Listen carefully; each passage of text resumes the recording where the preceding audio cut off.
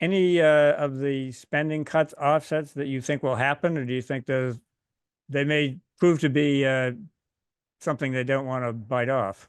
Yeah, I mean, because this has to, I mean, the challenge for the Congress with a very, very narrow majority in the House and a fairly narrow majority in the Senate is to pass something which can garner support from a Freedom Caucus, which has shown at times to be uncomfortable with increasing debt in a way that can also pass the Senate, which has shown a discomfort with sharp spending cuts at times.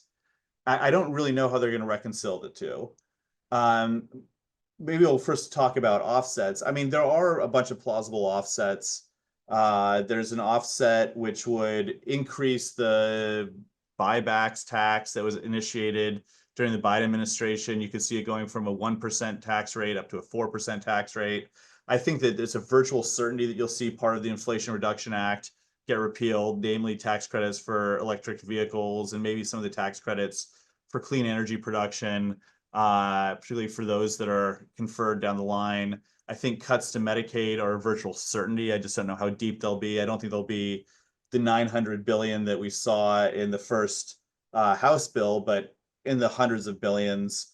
And there are some other tax increases which are being bantered about. Some people think you might see a corporate SALT, which would limit the ability for corporations to write off state and local taxes paid.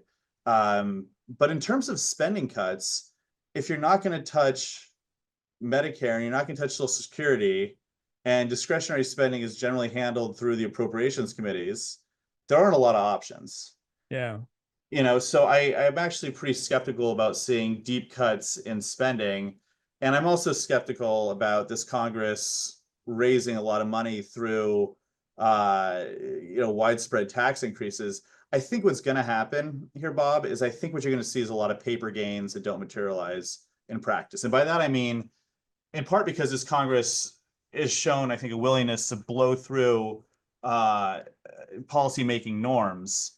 You could see, for example, that they just can't reach an agreement because the Freedom Caucus and the Senate can't find common ground. And so you could see them, for example, using imaginary gains in the terms of how much revenue could be raised through tariffs, through dynamic scoring, claiming these really big increases to the economy. And if this Congress wants to ignore CBO's scoring, it can use really anyone's score if it wants to. And so I think you could see paper gains masking over the problem and maybe getting to the point where you could even see the president claiming this reduced the deficit. The thing is that financial markets are going to know better.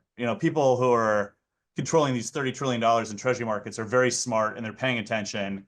And if financial markets are uncomfortable with the amount of spending they're taking, regardless of where the talking point is coming out of this reconciliation bill, then you're going to see some real economic pain.